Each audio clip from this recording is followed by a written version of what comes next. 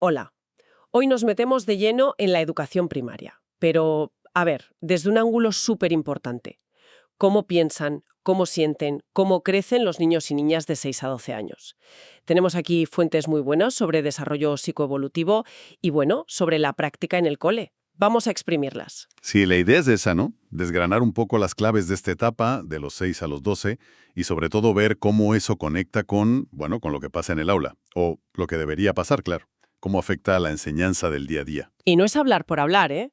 Todo esto además se apoya en lo que dicen las leyes, como la LOMLOE o normativas como el Decreto Canario, que hacen mucho hincapié en que el desarrollo sea completo, integral, y en que se aprendan competencias para la vida.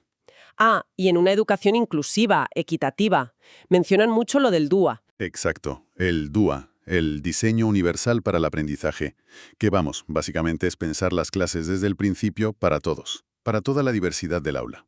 O sea, no hacer apaños después. Eso es. Estos marcos legales, más allá de la letra pequeña, pues nos empujan a entender bien cómo se desarrollan los críos. Es que es información clave, y no solo para profes, para cualquiera que quiera entender esta fase. Pues vamos a ello. Empecemos por el principio. ¿Qué es eso del desarrollo psicoevolutivo entre los 6 y los 12 años? Suena un poco denso. Bueno, es el término técnico, sí, pero se refiere a todos esos cambios que vamos viviendo. Físicos, de cómo pensamos, cognitivos, emocionales, sociales.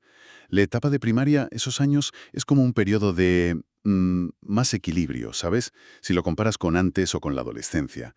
Es tiempo de asentar cosas, de ganar autonomía. Pero claro, no será igual para todos. No es seguir un guión, imagino. ¿Qué va? Para nada. No es solo la biología, la maduración.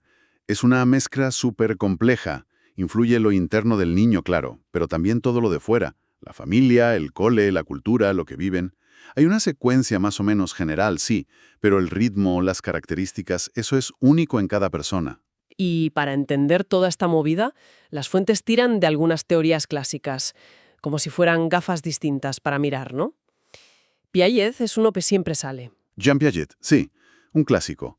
Él se centró mucho en cómo construimos el conocimiento. Su idea principal es que aprendemos haciendo, interactuando con las cosas. No somos como esponjas pasivas, ¿entiendes? Ya. Incorporamos lo nuevo a lo que ya sabemos, eso es la asimilación. Y a veces, pues, tenemos que cambiar nuestras ideas para que encaje lo nuevo, eso es la acomodación. Y en primaria, Piaget habla de la etapa de las operaciones concretas. ¿Eso qué quiere decir? Que solo entienden lo que tocan. Eh, no exactamente solo lo que tocan, pero casi. Su pensamiento lógico, que ya empieza a funcionar, necesita aplicarse a cosas reales, tangibles, cosas que pueden manipular, ver, experimentar. Ujú. Por ejemplo, entienden que si aplastas una bola de plastilina, sigue habiendo la misma cantidad, aunque cambie la forma. Eso es la conservación. O pueden ordenar palitos por tamaño, o clasificar cromos. Piensan con lógica, pero sobre lo concreto. Vale. Lo que les cuesta un montón es pensar sobre ideas abstractas, sobre hipótesis, si no tienen algo real a lo que agarrarse. O sea que a veces les pedimos demasiado pronto que razonen en abstracto, quizás. Ante, Piaget nos recuerda eso. Hay que partir de lo concreto, de la acción. Entendido. Luego está Vygotsky, que mira más hacia afuera, a lo social. Lev Vygotsky, sí. Él puso el acento en cómo el contexto social, la cultura y, súper importante, el lenguaje, dan forma a nuestro pensamiento. Su concepto estrella es la zona de desarrollo próximo, la ZDP. La ZDP. Eso era lo que un niño puede hacer, pero con ayuda, ¿no? Justo eso. Es como el espacio que hay entre lo que ya hace solito y lo que podría hacer si alguien le echa una mano. Un adulto, otro compañero que sepa más. Ya. Para Vygotsky, aprender es social, es colaborar. Y el lenguaje, no es solo para hablar. Es la herramienta con la que pensamos, con la que organizamos las ideas. Claro. Esto cambia totalmente el papel del profe, ¿no? Ya no es solo soltar el rollo, sino ayudar a saltar esa ZDP. Exacto. El docente es un mediador. Un guía que pone andamios, ¿sabes? Apoyos temporales, justo ahí, en esa zona, para que el alumno avance. Pero claro, identificar la ZDP de cada uno en una clase llena. Ese es el gran reto. Claro, el reto de la atención a la diversidad real. Y luego mencionan a Bronfenbrenner y su teoría ecológica. Este amplía más el zoom, ¿no? Sí, Urie Bronfenbrenner nos da una visión de sistemas, como si el niño estuviera en el centro de varias capas. como una cebolla, que influyen en él. A ver. La capa más cercana, la familia, el cole, los amigos, el microsistema. Luego, las conexiones entre ellos. Cómo se relaciona la familia con el cole, por ejemplo. Eso es el mesosistema, clave. Y más afuera, pues. El trabajo de los padres, las políticas del barrio, exosistema, y ya. La cultura, las leyes, los valores de la sociedad, macrosistema. Entiendo. O sea que no podemos mirar al niño aislado. Todo influye. La coordinación familia-escuela no es un extra, es parte del sistema. Justo. Y por último, mencionan a Henry Wallon, que integra mucho lo emocional. Wallon, él hablaba de una especie de vaivén entre lo afectivo y lo cognitivo, ¿no? Sí, y sobre todo, insiste mucho en que el desarrollo es global. No puedes separar cuerpo, emoción y pensamiento. Van juntos. Ajá. La forma en que razonas está unida a cómo te sientes y a cómo te mueves. Es una visión muy completa. Nos recuerda que los niños aprenden con todo su ser, no solo con la cabeza. Vale, a ver si lo resumo bien. El desarrollo en primaria, complejo, mezcla de biología y experiencia, ruta general pero ritmo propio, paso de pensar solo en mí a colaborar, construcción interna Piaget y social Vygotsky, y sin olvidar emociones, cuerpo Wallon y contexto Bronfenbrenner. Muy buena síntesis, sí. El resultado es un aprendiz que, por lo general, es curioso, activo, piensa con lógica pero necesita lo concreto, y su atención y memoria van mejorando mucho. Y algo súper importante, necesita que lo que aprende conecte con su vida. Perfecto. Pues vamos a meternos un poco más en cada dimensión. La cognitiva, la motriz y la afectivo-social. Empecemos por la cabeza. Lo cognitivo. Pues eso, se consolida el pensamiento operatorio concreto. Aplican la lógica a lo real, entienden causas y efectos si los ven, resuelven problemas prácticos. Su atención mejora, es más sostenida, pueden fijarse en lo importante. Y la memoria también. Usan mejores estrategias. Esto es básico para leer, escribir, estudiar. Y el lenguaje, me imagino que el cambio es brutal también. Muchísimo. No solo pronuncian mejor y hacen frases más complejas, es que el vocabulario se dispara. Y además, empiezan a usar el lenguaje para pensar, para planificar, para controlar su conducta, para reflexionar.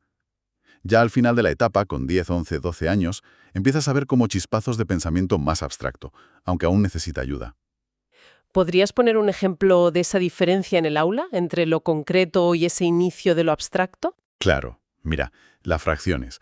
Con 7 u 8 años necesitan partir la pizza sí, o dibujarla, manipular piezas. Entienden un medio si lo ven. Ya. Con 11 o 12 igual ya pueden operar con los números, 12 plus 14, comparar sin el dibujo delante, pero aún les costará entender conceptos más abstractos, como la proporcionalidad en un problema complejo, si no les ayudas a conectarlo con algo que conozcan. Es un camino.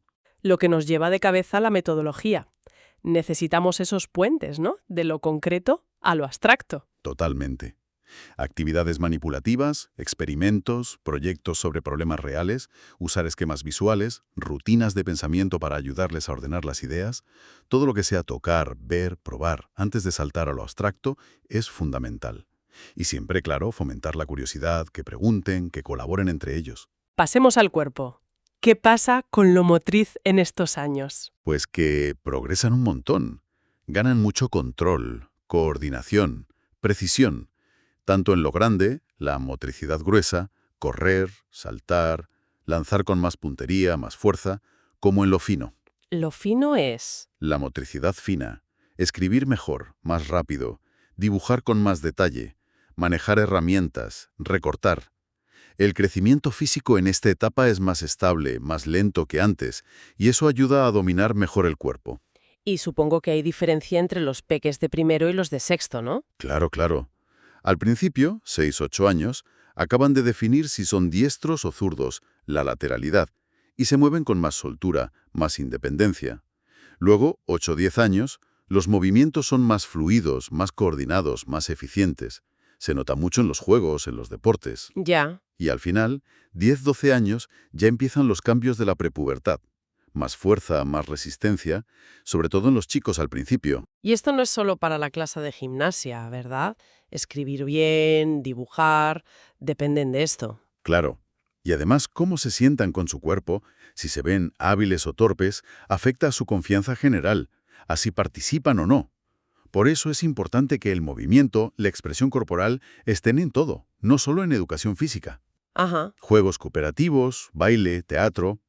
Usar el cuerpo para aprender ayuda a que tengan una imagen positiva de sí mismos. Llegamos a lo afectivo social, que a veces parece lo más complicado de trabajar en el cole. Y sin embargo, es central. En esta etapa se abren mucho más a los demás, aprenden poco a poco a manejar sus emociones, a controlar los impulsos, aunque aún les cueste, y, súper importante, desarrollan la empatía, La empatía es. la capacidad de ponerse en el lugar del otro, de entender cómo se siente. Es esa conexión entre sentir y pensar de la que hablaba Wallon. ¿Y cómo evoluciona su idea de lo que está bien o mal, la moral? Pues es un camino curioso. Pasan de una moral muy basada en las consecuencias, si me castigan o me premian, y en obedecer a la autoridad porque sí. Porque lo digo yo. Eso. Pasan de ahí a una moral más convencional. Quieren cumplir las normas del grupo, quedar bien, ser aceptados. Empiezan a entender el porqué de las normas, no solo a obedecer. Es un paso clave en esta etapa, aunque la moral ya basada en principios propios vendrá más tarde. Pasar del lo hago porque me lo mandan al lo hago porque creo que es lo correcto. Vaya salto. Es un salto enorme, sí, y no es automático, ¿eh? Necesita diálogo, reflexión. Y aquí entra otro actor fundamental, el grupo de iguales. ¿En los amigos? Se vuelven importantísimos, totalmente. El grupo de amigos es como un laboratorio social. Ahí, jugando, discutiendo, aprenden a negociar, a cooperar, a resolver conflictos, a ver otros puntos de vista. La amistad se hace más estable, más elegida. Y pertenecer al grupo les da identidad, les ayuda a separarse un poco de los adultos. ¿Y cómo se ven a ellos mismos? El autoconcepto. Pues también cambia mucho. Los más pequeños, 6-8 años, suelen verse de forma muy global y positiva. Soy bueno en todo. Qué bien. Ojalá durara. Ya, pero a medida que crecen, 8-12 años, su visión se vuelve más realista, más matizada. Se comparan más con los demás. Se dan cuenta de que se les dan bien unas cosas y otras no tanto. Entiendo. Y esa percepción, más ajustada, es la base de su autoestima. ¿Y desde el cole cómo apoyamos todo esto? No vale solo con decir portaos bien y sed amigos. No, claro que no. Hay que crear un clima de clase donde se sientan seguros, en confianza, donde puedan hablar de cómo se sienten sin miedo. Fomentar que se escuchen, la empatía. Herramientas como las asambleas de clase, la tutoría más personal, el aprendizaje cooperativo que te obliga a ponerte de acuerdo, ayudan mucho. Y también hay programas específicos de educación emocional y convivencia que funcionan. Pero, ¿cómo se enseña la empatía de verdad? Más allá de la palabra. Es un desafío. Pasa por ayudarles a ponerse en el lugar del otro, con dilemas morales, adaptados, analizando personajes de cuentos, de pelis, haciendo role-playing. Y sobre todo siendo tú, el docente, un modelo constante. Claro. Un modelo de cómo tratar a los demás con respeto, de cómo escuchar, de cómo resolver los conflictos sin gritar. Las interacciones de cada día, eso es lo que de verdad enseña. Todo esto nos lleva ya a la tercera parte. Las implicaciones prácticas. ¿Para qué nos sirve saber todo esto en el día a día del aula? Pues sirve para no ir a ciegas, para poder diseñar una enseñanza que de verdad se ajuste a los niños y niñas que tenemos delante. Como decíamos antes, la LOMLOE, el Decreto Canario, hablan de desarrollo integral, de competencias, de inclusión, del DUA. Bueno, pues el cómo hacer todo eso pasa por entender esto, el desarrollo psicoevolutivo. Entonces, si quisiéramos diseñar la metodología pensando en todo esto, ¿qué principios seguiríamos? Pues, a ver, primero que sea una metodología adaptada, que respete los diferentes ritmos, los diferentes estilos de aprender que hay en el aula. Segundo, activa, que los niños hagan cosas que se impliquen. Tipo aprendizaje basado en proyectos, aprendizaje cooperativo, aprendizaje servicio, investigar. Métodos donde ellos sean los protagonistas, no solo escuchen. Y tercero, fundamental, que sea inclusiva desde el principio. Esa es la idea del DUA. Ofrecer muchas maneras de presentar la información, muchas maneras para que ellos demuestren lo que saben y muchas maneras de motivarles. O sea, no hacer adaptaciones solo para algunos al final. Exacto. Es crear un entorno flexible para todos desde el inicio. Es un cambio de chip hacia la equidad real. Y siempre, claro, esa secuencia, de lo concreto a lo abstracto. Fundamental. Usar materiales que puedan tocar, usar el juego, experimentos, observar el entorno, usar la tecnología para crear, para pensar. Todo lo que les permita construir el conocimiento desde su experiencia antes de ir a lo abstracto. Hablamos de enseñar distinto, pero y evaluar también tiene que cambiar, porque a veces parece lo más tradicional de todo. Debería cambiar radicalmente, sí. Necesitamos una evaluación que sea continua, que sirva para aprender, formativa y para orientar. Su objetivo principal no debería ser poner una nota, sino recoger información sobre cómo aprende cada uno para poder ayudarle mejor. Ya. Poner el foco en cómo progresa cada uno, en si desarrolla las competencias, valorar el esfuerzo, cómo participa, las estrategias que usa, no solo el resultado del examen final. Suena muy bien, pero seamos realistas. Una maestra con 25 niños, ¿cómo hace esa evaluación tan detallada sin volverse loca? Es el gran reto, no te digo que no. Requiere un cambio de mentalidad y también de organización. Implica usar herramientas variadas, observar de forma sistemática, con unas parrillas sencillas, ver lo que hacen, usar rúbricas claras, diarios de aprendizaje, hablar con ellos, hacer portfolios. Ujú.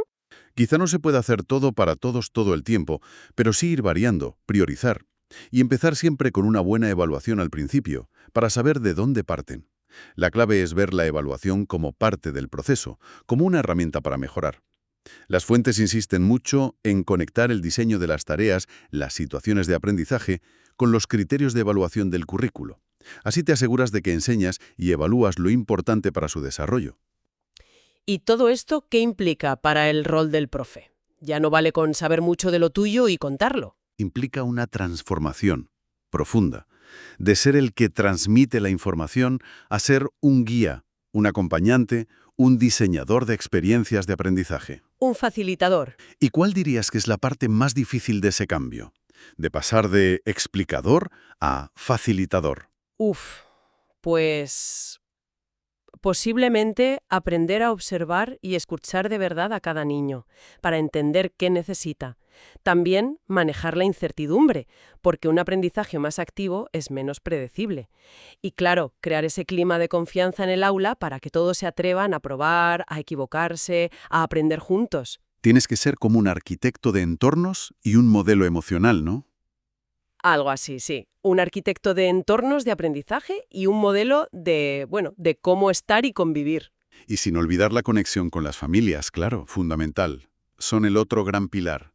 Si hay buena comunicación y colaboración entre casa y cole, las posibilidades de que todo vaya bien se multiplican. Bueno, creo que hemos tocado todos los puntos importantes. Si tuviéramos que quedarnos con una idea principal. Pues sería que conocer bien cómo piensan, sienten y se relacionan los niños de primaria no es un adorno pedagógico. Es la base necesaria para poder darles una educación que de verdad les sirva, que sea eficaz, inclusiva y sobre todo humana. Una educación que, como piden las leyes ahora, acompañe su desarrollo completo, conectando cabeza, corazón y manos. Educar como acompañar un proceso de vida, más que solo instruir. Exactamente, eso es. Y para terminar, como siempre, una reflexión final. Hemos comentado que el autoconcepto, la idea que tienen de sí mismos, se vuelve más compleja, más realista, entre los 8 y los 12 años. Se comparan más, ven en qué son buenos y en qué no. Así es una etapa muy importante para cómo se van a ver a sí mismos en el futuro. Pues ahí va la pregunta para darle vueltas. Sabiendo esto, ¿somos de verdad conscientes de cómo las interacciones más pequeñas del día a día, en clase y en casa, un comentario rápido, una mirada de aprobación o desaprobación, cómo reaccionamos ante un error suyo o ante un pequeño éxito, pueden estar marcando, sin darnos cuenta, la base de su autoestima futura, mucho más allá de las notas o de los logros que sí vemos? Una pregunta potente, sí. Sobre el poder de lo pequeño, de lo cotidiano, en cómo se construye una persona, para pensarlo con calma.